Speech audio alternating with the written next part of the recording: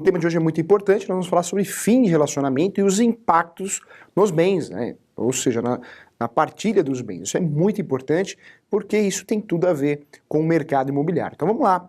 Vamos começar falando aqui sobre o relacionamento. Nós sabemos que hoje, além do casamento, que possui, segundo o Código Civil, 4 regimes, né, de casamento, nós temos o primeiro regime de casamento, que é o automático. Hoje, quando você casa e não opta, não escolhe o regime de casamento, hoje você fica com o automático. E o automático hoje é o regime parcial de bens. Professor, o que é o regime parcial de bens? Regime parcial de bens é aquele regime que você, né, antes do casamento, que cada um tem é seu, é um bem particular. Após a constância do casamento, o que for adquirido é dos dois, independente de onde veio o dinheiro, né? Nós temos algumas regras importantes. Bens, né, como herança e doação não comunica, ou seja, não entra na partilha de bens. Mas, né, salvo essas exceções, o que for adquirido, conquistado pelo casal, vai ser dos dois sem desculpa. Então, regime parcial de bens hoje é um regime automático. Quando você não opta, quando você vai casar, não escolhe o regime de casamento, certamente você vai ficar com o automático, e o automático é o regime parcial de bens. Quando eu escolho um regime diferente do automático, que é o parcial de bens, olha que interessante, eu tenho que fazer o chamado pacto antinupcial. Esse pacto antinupcial é uma escritura pública. Essa escritura pública vai ser averbada na certidão de casamento. Esse pacto antinupcial, essa forma, essa ato solene, né, essa formalidade para mudar o regime, é muito importante que você saiba, porque só através dela você consegue mudar de regime.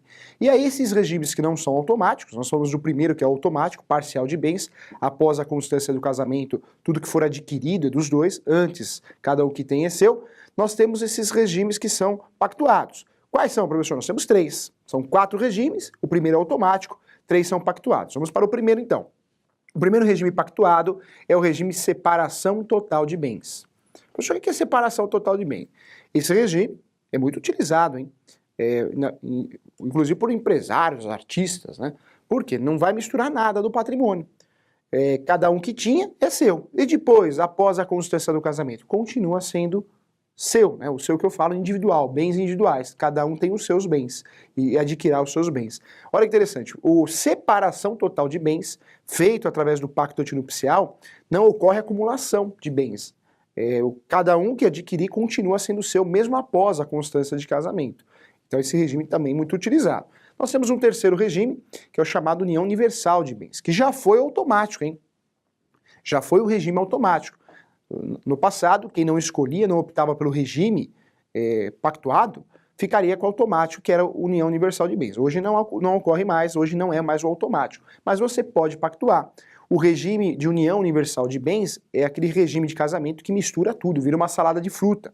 Você casou, tem um apartamento, ela tem uma casa. Após o casamento, se acordaram em pactuar, utilizar esse regime, vai misturar tudo. Vocês vão virar sócios, né, no patrimônio. Então, é um regime importante, já foi automático, hoje não é automático, mas é um regime que pode ser escolhido. Temos ainda o esquecido, né, regime que é chamado de separação final dos aquestos. Professor, que nome difícil, nome diferente, é isso mesmo, separação final dos aquestos. Esse regime de casamento também pode ser pactuado, e esse regime tem vários conceitos diferentes, alguns doutrinadores trazem conceitos diferentes um do outro, mas eu sempre classifico como um regime de um verdadeiro contrato, porque separação final nos aquestos quer dizer que é um contrato mesmo, eu vou informar esse pacto antinupcial que alguns bens vão comunicar, outros bens não. Ou seja, é uma verdadeira salada de fruta, mas não de mistura, igual o regime União Universal de Bens. É uma verdadeira salada de fruta de escolha, né? Porque você vai pactuar, você que vai escolher qual bem comunica, qual bem que não será comunicado, ou seja, você pode pactuar. Por isso, separação final nos aquestos, porque aquestos, o conjunto de bens. Então, esse regime, esse quarto e último regime que nós temos aí, separação final nos aquestos, é pouco utilizado no Brasil, mas ele existe, está no Código Civil, e pode ser uma opção também. Apesar de ser pouco utilizado, pode ser uma opção de escolha, é um verdadeiro contrato, ou seja, eu que vou decidir junto com ela, junto com ele, tem uma resolução do Conselho Nacional de Justiça, que é a resolução 175, casamento de pessoas do mesmo sexo, então casamento a gente não pode falar mais que é só entre homem e mulher, mas pessoas do mesmo sexo, as regras são as mesmas. Nesse caso, separação final dos aquestos é um verdadeiro contrato, o casal que vai pactuar, tá? Então é importante você saber. Professor, além do casamento, né? O fim de um relacionamento, ele pode gerar aí transtornos na partilha de bens? Claro, porque nós não temos só o casamento também, nós temos a união estável, atualmente reconhecida. A união estável é muito parecida com o casamento. Hoje nós temos até um chamado contrato de namoro. Não, professor, é comum? É comum. Muita gente faz o contrato de namoro, sim. Existe uma discussão da validade dele ou não. O professor defende que vale, sim. Não vou falar que é uma prova definitiva que vai resolver tudo, mas realmente é uma de diversas provas que você pode ter para fazer uma defesa de uma situação que você não queira que tenha união estável. Então é um argumento, sim, não deixa de ser. Não é a solução de todos os problemas, mas muita gente faz o contrato de namoro porque tem receio, né, de ter aí impactos em relação aos seus bens. Imagino que não seja fácil, né? Já pensou começo de namoro, você virar para a sua companheira, para o seu companheiro e falar, olha, vamos fazer um contrato de namoro. Fica esquisito, né? Pode até estragar o relacionamento. Mas o fato é que ele existe e ele não é um contrato bobo, não é um contrato. Muita gente defende que não vale muita coisa, mas é um contrato importante, sim. É um dos meios de prova para você provar que não tem união estável. Por que eu faço um contrato de namoro? Eu faço um contrato de namoro para não virar união estável. Nós temos a nossa jurisprudência no nosso país. Hoje, se você tem um relacionamento com uma pessoa e você dorme na casa dessa pessoa, ela na sua casa, 2 a 3 vezes por semana, hoje já é considerado uma união estável. Ou seja, a partir do momento que ocorre a união estável, os bens que forem declarados dali para frente é dos dois. Esse é o risco de uma união estável, para quem não quer partilhar o bem, para quem não aceita partilhar o bem. Por isso muita gente faz o contrato de namoro. União estável é uma entidade familiar. E quando eu falo de união estável, nós temos um requisito que é totalmente diferente do casamento, que é a coabitação. Na união estável, diferente do casamento, no casamento você é obrigado a morar com a pessoa. O casal tem que morar junto no casamento. Na união estável, não. Na união estável não tem coabitação. Ou seja, eu não sou obrigado a morar com ela não é obrigada a morar comigo. Existe um relacionamento onde ela dorme comigo, ele, né, o casal, dorme comigo e eu, né, não durmo todo dia na casa dela, ela não dorme todo dia na minha casa. Ou seja, não existe coabitação, não moramos juntos. Uma coisa é pernoite, né, dormir, outra coisa é morar. Então, no relacionamento de união estável, esse requisito não é obrigatório. A união estável tem que ser pública. Todo mundo tem que enxergar, né, o casal como um casal. Ela é pública, a união estável. Que também, isso também é muito próximo do casamento.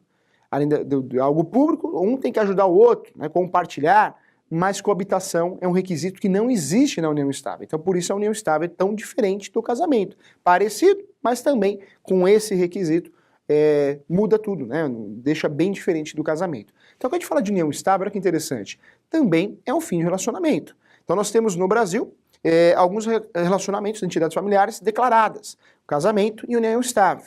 O fim desses relacionamentos impactam sim nos bens. Poxa, por que impactam nos bens? Impactam nos bens porque vai ocorrer uma partilha de bens. E essa partilha de bens, a gema do ovo, realmente é o regime adquirido. No casamento, eu posso pactuar regimes. Eu posso ficar com automático, ou eu posso escolher um regime diferente. Nós temos 4, ou eu fico com automático, não falo nada, ou eu faço um contrato, né, um pacto antinupcial, e opto por um desses 3 regimes diferentes. Universal, separação total ou separação final nos aquestos. Muita gente fala, né, que a união estável é sempre parcial. Não é verdade, hein? Vamos consertar essa informação. A união estável pode ser pactuada também. A união estável pode ser pactuada. Ou seja, em uma união estável eu posso pactuar. Eu posso certamente escolher um regime que eu queira. Se eu não escolher, vai ficar igual o casamento, vai ficar com um regime automático. Professor, então tem regime automático na união estável? Tem. E qual que é o regime automático da união estável? O regime automático da união estável é o mesmo regime do casamento, automático no casamento, parcial de bens.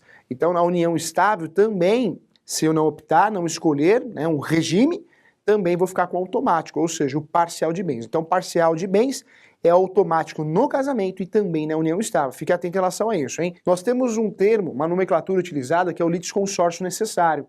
Ou seja, quando você vai fazer um processo para um casal, é o ideal que tenha o quê? Que tenha assinatura dos dois, né? Que no polo da ação, polo ativo, polo passivo, tenha a presença dos dois. Então, quando eu vou fazer uma ação de uso capião, uma ação possessória, reintegração, manutenção, o interdito proibitório, quando eu vou fazer uma emissão da posse, todas essas ações, né, ações que envolvem imóveis, eu preciso, nessa situação, se o sujeito é casado, incluir na ação os dois, hein? Então, é uma questão processual importante. Quando eu falo de uma ação que envolve imóvel, se é casado, tem que ir o nome dos dois. Isso eu levo também para o contrato, hein? Olha só uma situação interessante. Nós sabemos que na locação, nós temos na locação a Lei 8.245 de 91 e a Lei 12.112 de 2009. Essas leis que vão regulamentar a locação no Brasil, principalmente a parte de locação residencial, não residencial e por temporada. Nós temos diversas garantias. Nós temos a garantia da caução, nós temos a garantia do fiador e temos a garantia também que é o seguro, né? Que virou hoje capitalização, tem diversas espécies e formas de seguro. Quando eu falo de garantia, olha que interessante, ó, o fiador que é muito utilizado ainda, quando é casado, o ideal é que tenha a assinatura da esposa. Se eu vou ser fiador, minha esposa tem que assinar o contrato. Se a minha esposa vai ser fiadora, ela também tem que assinar o contrato de locação. E se isso não ocorrer, impacta na nulidade, pode impactar na nulidade da garantia, é isso mesmo. Existem diversas teses, boas teses, teses de defesa, né, para salvar o fiador, para que ele não perca o imóvel. Na verdade, quando eu falo do fiador, dá para salvar o fiador. Ele está perdendo o imóvel, eu consigo salvar o fiador com base nessa tese. A falta de assinatura do cônjuge, dele ou dela, não interessa quem. No mínimo, se eu não conseguir salvar a integralidade do imóvel, né, o percentual total do imóvel, pelo menos 50% eu vou salvar. Porque eu posso alegar em tese de defesa que ela não estava nem sabendo, ela não assinou. Ele não estava nem sabendo, ele também não assinou. Então olha só como é importante conhecer os impactos de um relacionamento. E relacionamento tem tudo a ver com transações imobiliárias. Quando eu falo com transação imobiliária, a situação, né, do relacionamento impacta sim nas transações imobiliárias, em qualquer transação, seja na locação ou na compra e venda. Então é importante a gente ter conhecimento disso. Então nós temos aqui, olha que interessante, o casamento e a união estável. A grande diferença do casamento e união estável realmente é o requisito da coabitação. No casamento nós temos a coabitação, na união estável nós não temos. A união estável também tem que ser pública e duradoura, né? Só que o duradoura não precisa ser tanto tempo assim. No passado, a jurisprudência falava em 6 meses, 3 meses, foi mudando, né? Isso é muito tempo atrás. Hoje a união estável ela pode ser declarada assim, basta um dormir na casa do outro 2 vezes por semana, já corre o risco de ser comprovado uma união estável. Cuidado, união estável de verdade é aquela que eu faço no cartório, hein? Vou no cartório e faço uma escritura pública de união estável. Essa é uma união estável correta, né? Uma união estável regulamentada. Quando eu faço qualquer outro documento, não é uma união estável declarada. É o famoso morar junto, né? É isso mesmo. Quando eu moro junto, não é união estável declarada. Quando eu faço um papelzinho em casa, no Word, uma declaração, eu te amo e ela me ama, isso não é união estável declarada, retificada, regulamentada. Porque a união estável de verdade, aquela que tem publicidade, ou seja, no cartório, tem que ser feita através da escritura pública. O convênio aceita. O convênio, o clube, não é isso? Você quer incluir o companheiro no clube. Num convênio, você consegue com uma simples declaração, feita a próprio punho, às vezes nem no Word foi feita, e com o reconhecimento da assinatura, você consegue entregar lá para o convênio e o convênio acaba aceitando. Não só o convênio, o clube, mas é uma questão comercial, uma questão administrativa. Juridicamente não tem valor nenhum. É um documento que amanhã você pode utilizar para pedir o reconhecimento. Quando eu falo de união estável, a ação que eu vou utilizar, quando ela não é declarada através de um documento público, ou seja, feito em cartório, o nome da ação é a ação de declaração de união estável. Podemos usar essa nomenclatura, declaração de união estável, ou ainda podemos utilizar a nomenclatura de reconhecimento. Tanto faz, hein? Reconhecimento ou declaração de união estável são nomenclaturas que eu posso utilizar e o pedido seria o mesmo, tá? Que é reconhecer a união estável. Cuidado! No casamento eu vou solicitar ou divórcio, né? Casamento, quando chega ao fim do relacionamento, eu vou solicitar o divórcio. Na união estável não é divórcio, é dissolução. É isso mesmo, dissolução. Quando essa união estável é regular, eu só peço a dissolução, chama ação de dissolução. Quando essa união estável é irregular, porque eu não tenho um documento que prove, eu preciso que a justiça reconheça, eu preciso pedir para a justiça o reconhecimento, a declaração. E dá para fazer na mesma ação. Tanto é que nós temos a ação de reconhecimento e declaração de união estável cumulada com dissolução. Ou seja, o juiz reconhece e faz a dissolução. O próprio juiz reconhece a união estável e depois aplica a dissolução com a partilha de bens, se tiverem bens a serem partilhados. Quando eu tenho um documento muito importante, né, esse documento que realmente prova a união estável, mas tem que ser documento público, tem que ser escritura pública de união estável, eu posso fazer a ação só de dissolução de união estável. Então cuidado para não errar, hein? Quando nós falamos em casamento, cuidado. Outro tema importante aqui para tratar, a separação. Muita gente fala, ah, não existe mais separação. Claro que existe. Se você quiser se separar, você pode. É um direito seu, ainda é previsto no Código Civil e também na jurisprudência reconhece a separação. Quando eu falo da separação, olha que interessante. Se eu efetuar a separação, eu tenho que fazer, sabe o quê? A conversão, uma outra ação. Quando eu faço uma ação de separação, eu tenho que fazer uma outra ação para conseguir o divórcio. Chama ação de conversão de separação em divórcio. Então, se eu me separo, eu faço uma ação que chama ação de conversão de separação em divórcio. Olha que interessante, ó. Posso fazer a separação? Posso, mas eu preciso me divorciar. Por isso, muita gente hoje, os advogados, normalmente orientam, né, o casal, quando quer se separar, fazer logo o divórcio. Porque se você faz a separação, depois você vai ter que fazer o divórcio. Ou seja, você vai gastar mais, você vai ter custas processuais, honorários advocatícios, sendo que você poderia resolver numa ação só, né? Não precisa fazer duas.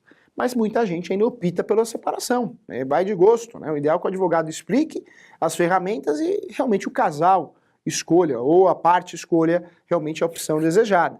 Mas eu posso fazer a separação direta ou direto, tanto faz, né? O termo no masculino e feminino. Quando eu falo da separação, olha que interessante, ó. A separação ela existe sim, então é boato que acabou, hein? Se eu optei pela separação, eu não posso esquecer de fazer aí a conversão da separação em divórcio, eu tenho que fazer isso. Quando eu falo da emenda constitucional 66 de 2010, é uma emenda constitucional que regulamentou a oportunidade de fazer a separação de forma correta, né? Ou seja, a separação de forma direta. A separação que eu falo é o divórcio, tá? Vamos esquecer o termo separação. Hoje o divórcio pode ser feito direto, ou seja, eu consigo retificar, não preciso mais fazer a separação e posteriormente o divórcio. Quando eu falo da emenda constitucional 66 de 2010, olha que interessante, ela permite que você faça a separação de forma direta, você não precisa fazer mais a separação. Ou seja, no passado, você era obrigado a fazer a separação, para depois fazer o divórcio. Hoje não. Hoje você pode fazer o divórcio direto através da emenda constitucional 66 de 2010, muito mais rápido, muito mais sério. Quero lembrar você também, olha só, nós temos o divórcio consensual e temos o divórcio litigioso. O mesmo ocorre com a união estável. Ou seja, quando o casal são amigos, se dão bem, né? E chegam aí a um consenso em fazer o divórcio amigavelmente, não precisa utilizar o processo litigioso, pode fazer o divórcio consensual. Divórcio consensual mais barato, mais rápido. Um divórcio consensual ele pode durar 1 mês, 30 dias, a 6 meses no máximo, hein? Por isso compensa numa situação de separação, de divórcio, se o casal não está brigando, né, não tá se odiando, o ideal é fazer consensual, os dois assinarem a peça, os dois contratarem o mesmo advogado, porque é muito mais barato e muito mais rápido. E quando eu falo do divórcio consensual, já dá para resolver outras questões, como guarda dos filhos, se é compartilhado, se é unilateral, dá para resolver a questão de visita, dá para resolver a questão de partilha de bens, dá para resolver a questão também de regulamentação de visita, inclusive até dos avós. Ou seja, o divórcio consensual é mais rápido, mais sério, mais barato, né? E dá para resolver tudo. Pensão alimentícia, se o casal vai querer ou não, um deles. Dá para resolver tudo. Como é consensual, a justiça vai homologar. O processo litigioso, o juiz vai sentenciar. Sempre alguém vai chorar, hein? O professor, apesar de ser advogado, ter escritório de advocacia, o professor sempre fala isso. Tem que conciliar. A melhor coisa é conciliar. Tem que fugir da justiça. A justiça, quando existe briga, litígio, ela é demorada, ela é cansativa, ela é cara. E muito cara. Por isso nós temos sempre que optar, quando possível, a conciliação. O acordo sempre é bem visto. E sempre as partes saem ganhando com o acordo. Por isso o processo de separação, divórcio ou de união estável também, quando é consensual, é a melhor situação do mundo. Já resolve tudo, economiza, um advogado só resolve tudo. Quando é litigioso é cansativo, é caro, é demorado. O litigioso, cada parte vai ter o seu advogado. E o litigioso sempre, pode ter certeza, sempre ninguém vai ficar contente 100%, porque o juiz que vai julgar é um terceiro julgando, ele não tem nada a ver com a tua vida. Ele vai julgar de forma fria com base na lei. Quando ele for julgar, ele não vai ver você como pessoa, ou seja, pode ser que você ganhe e acaba perdendo também. na mesma sentença, né? Então, ambos vão ganhar e ambos vão perder. Fuja de processo litigioso, hein? Essa é a realidade. Vamos lá, olha só. Então, você que entende tudo de casamento, entende tudo de união estável, entende tudo de contrato de namoro. Você sabe que ambas, né, tanto na ação de dissolução de união estável como a ação de divórcio, eu posso incluir partilha de bens. Por isso, é importante que o corretor de imóveis, ou ainda o comprador ou vendedor, tenha sempre ciência que a matrícula do imóvel precisa estar atualizada. Então, se eu me divorcio, o ideal é que eu faça o quê? A averbação na matrícula do imóvel, hein? Se foi feita uma partilha de bens, é na matrícula do imóvel. Não adianta eu me divorciar em relação aos imóveis, ó, eu não aviso o cartório. Ou seja, esse imóvel ele tá irregular. Depois o comprador não vai conseguir fazer a transmissão para o nome dele de forma direta. Existe um princípio da Lei 6.015, do direito registral, que é o princípio da continuidade. Eu só consigo transmitir para mim, comprador, a partir do momento que aquele imóvel esteja totalmente irregular. Tá? Então, eu preciso tomar muito cuidado com isso. Por isso, divórcio, separação, união estável, partilha de bens judicial, é algo sério. Eu preciso levar essa informação ao cartório de imóveis. Se eu tenho diversos bens, em todos os cartórios eu tenho que averbar esse divórcio e a partilha de bens. É importante que seja feito isso. Quero lembrar também que, além do divórcio ser consensual, né, ou litigioso, consensual é a mesma coisa que voluntário, litigioso, posso utilizar, essa nomenclatura também eu utilizo como contenciosa, é tudo a mesma coisa, né? Tem briga ou não tem briga? Voluntário é como não tem briga. Voluntário, consensual, não tem briga. Casal se dá bem. Litigioso, ó, litígio, briga, né? Ou seja, contencioso. Mas nós podemos fazer também a união estável, tanto a união estável, a dissolução da união estável, como o divórcio ou a separação no cartório. Então veja, o divórcio pode ser feito no cartório ou na justiça. Professor, o que compensa? Depende, né? No cartório é mais célere. O divórcio é feito no cartório, tabelião de notas através de escritura pública, e eu levo essa escritura pública também a registro nos cartórios. Eu vou fazer a averbação dessa escritura pública de separação, com partilha de bens, nos cartórios.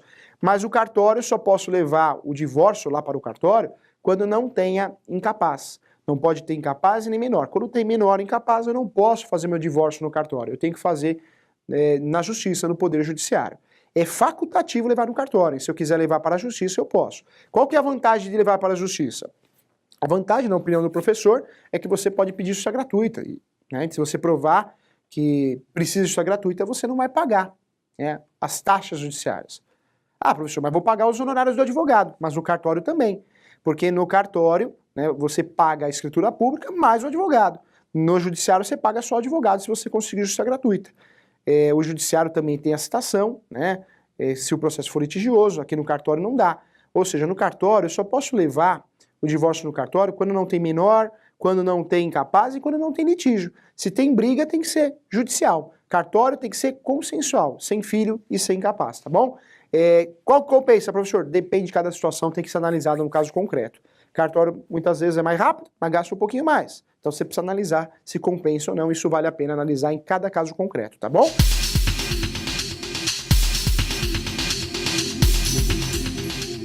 Vamos lá, Heloísa, um abraço para você. Herança de família é transmitida ao cônjuge sob o regime parcial de bens? Heloísa, olha que interessante. Em regra, a herança não comunica, hein? Nem herança e nem doação. Então, o regime parcial de bens não comunica. A herança, ela comunica, né, se o regime é de união universal de bens, porque aí não tem jeito, aí vira uma salada de fruta, tá? Mas em regra, não. Raquel, contrato de namoro, a partir de quanto tempo de relacionamento? Raquel, isso é facultativo, viu? Já tive a oportunidade de fazer contrato de namoro com um casal com 6 meses de namoro. Muitas vezes, né, se é um casal que está começando, muito jovem, não há que se falar em contrato de namoro. Mas o que eu vejo na prática é que o contrato de namoro ele é muito utilizado, sim, cada vez mais, por casais que já sofreram com separações, finais de relacionamento, né? Casou 2 vezes, já não deu certo, briga, partilha de bens, então fica meio traumatizado. Então, quando conhece uma pessoa, vamos fazer um contrato de namoro, eu já passei muito nervoso. E acontece. Contrato de namoro, muita gente fala, ah, não vale nada. Não penso assim. Acho que é uma prova muito coerente, sim. Não dá pra falar que não adianta você fazer um contrato de namoro e dormir todo dia na casa dele, ou ele na sua casa. Esse contrato de namoro, claro que não vai ter validade. Mas se for respeitado o contrato, né, as cláusulas contratuais, ele terá muita validade e ajudará, sim, a fazer a defesa de uma união estável. Então, é muito relativo. Não dá pra gente jogar no lixo o contrato de namoro. muito utilizado sim, muita gente faz, e eu vejo também que quem faz contrato de namoro normalmente é a partir dos 35, né? Porque já calejou, já sofreu, nunca tive a oportunidade de discutir, de fazer um contrato de namoro para um jovem, né? Um casal muito jovem. Não, normalmente é um casal que já passou por diversos relacionamentos, já sofreu muito. Essa é a realidade. Mas legal, bacana a sua pergunta, um abraço para você. Eu agradeço a todos, boa semana, saúde e sucesso. Tchau!